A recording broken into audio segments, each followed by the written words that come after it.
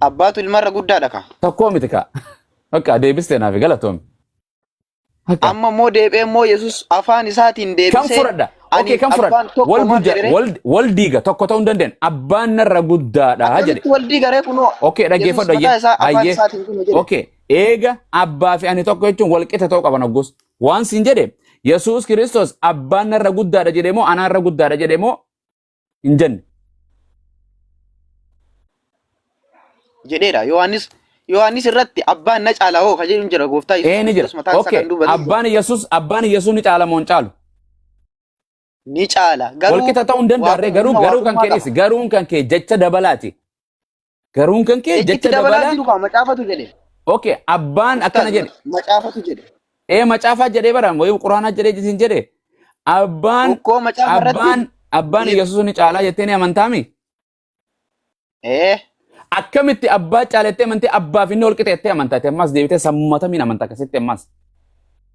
Biyya lafaarra yeroo gooftaa Yesuus ture guutummaan guututti nama jedhee namana gooftaa Yesuus Kiristoos yeroo biyya lafaa ture nama. An waa'ee biyya lafaa isaa biyya waaqaa isaa hin jirru. Okay, waaqarratti abbaaf ilmi ol qixa. Walaa hubannu kaa. Amma nuti yaada mataa keenyaa yookaan wal qeequu fudhachaa deemnu. Waan barreeffame fudhadhu. Naa fudhachuutu hin jiru fudhadhu deemu. Abbaan hundumarra guddaa akka ta'e ni amantaa. Guddaadha garuu gooftaa garuu kan kee eeyyeenaan jedhi garuu kan kee dhise abbaan Yesuus irra akka guddaa ta'e ni amantaa dubbii Yesuus abbaan koo hundarra guddaadha jedhe ni fudhatta. Okay, amma gooftaa Yesuus Kiristoos kan jedhe amma dhugaadha jennee fudhanneerra. Ani kana jechuun anka dhugaa kan fudhatta wanti nama si burjaajeessu jira wangeelli dhaggeeffadhu. Asumatti abbaan na caala yoo jedhe abbaa fi ani tokko yoo jedhe kun dubbii it doesn't make sense. Sammuu loojikuma namaatti waan jedhe Yesuus abbaan kan koo hundumarra guddaadha jedheemi. Jedhe. Abbaan kan koo na caala jedhee moo hin jenne. Jedheera amma immoo deebee mee dhaabbadhu kaa kamtu dhugaadha kamtu kijibaan si gaafachuu deema. Abbaan na caaloo yeroo jedhu dhuga dubbate moo soba.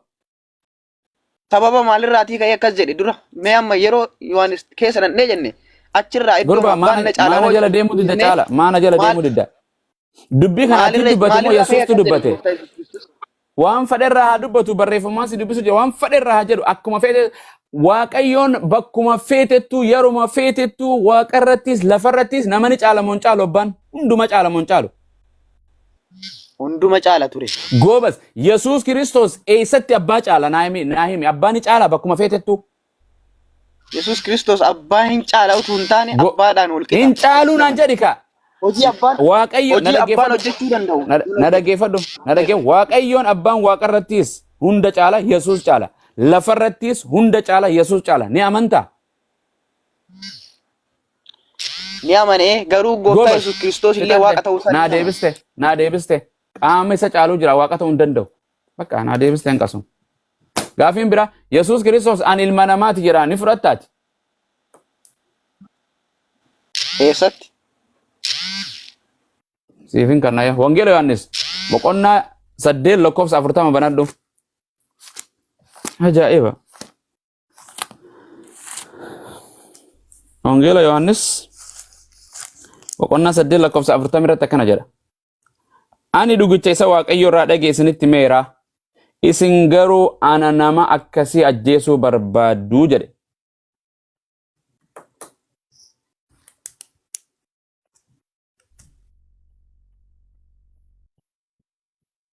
Ay, networkiidhaan rakke. Beentee lallabdu networkii qabdu yeroo dhufte tasgabbii. Maaliif hin seenne mucaan shaadaan nabe okkee jira jettu saalii siif ergamaa jiraami? Galchaa. Nama jee kan ibsaatu walaa ijoollee jalleessa. Assalaamu alaikum. Waalaikum salaam. Baruudha. Baruu. Isa kan akkas jedhe. Baruu. Baruu. Maali hafuura kamiin gad dhufe irraan? Baruu. Wal haa barruu. Firraa kaasii muutii irra jirta. Akkasumallee hin dhaga'u namni gariin. Itti dawwalaa jiran insa heerumaa feeyyee.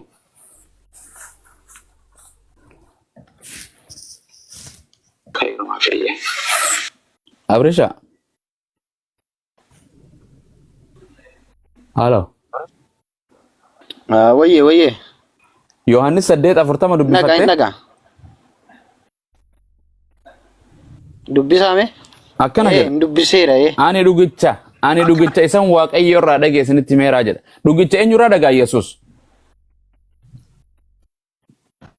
Ani dhugicha isan Waaqayyo irraa dhageessanitti meeraa jedha.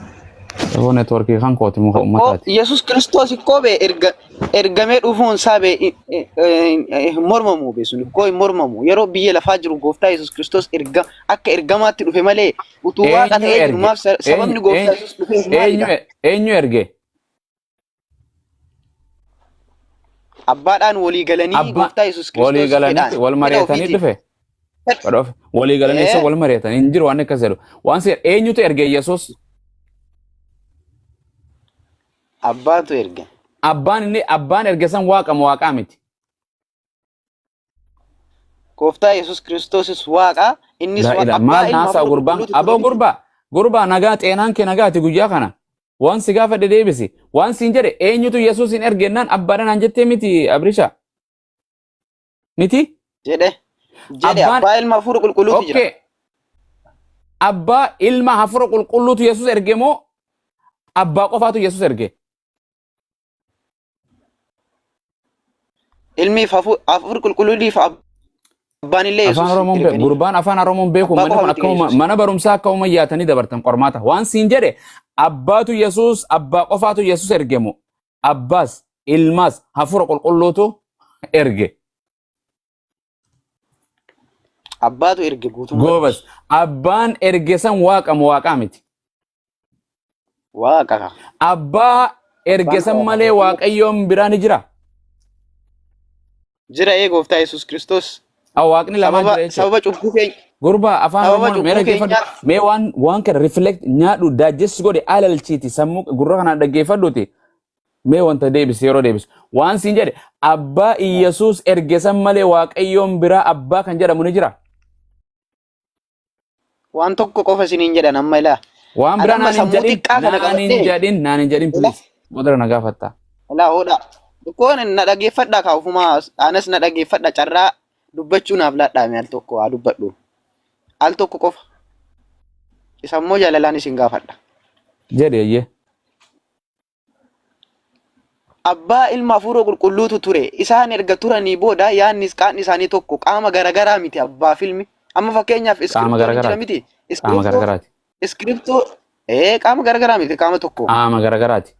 Abbaan iskiriptoon jira. Ilmaan jedhamu qaama garagaraati. Foon qaba, qaama qaba. Yesuusis lubbuu hafuura qaba, qaama qaba.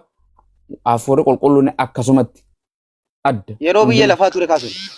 Sun yeroo biyya lafaa ture waaqumarrattu qaama adda addaati waaqarratti. Ammallee waaqarratti qaama addaati kan jedhu mucaaf. Waaqarratti qaama addaati kan jedhu naaf fidaame. Siikannu. Qaama tokko akkuma kiyyaa kana qaama tokko moo qaama adda addaati. Personaal qaama adda addaati. Yesuus sagalee ture.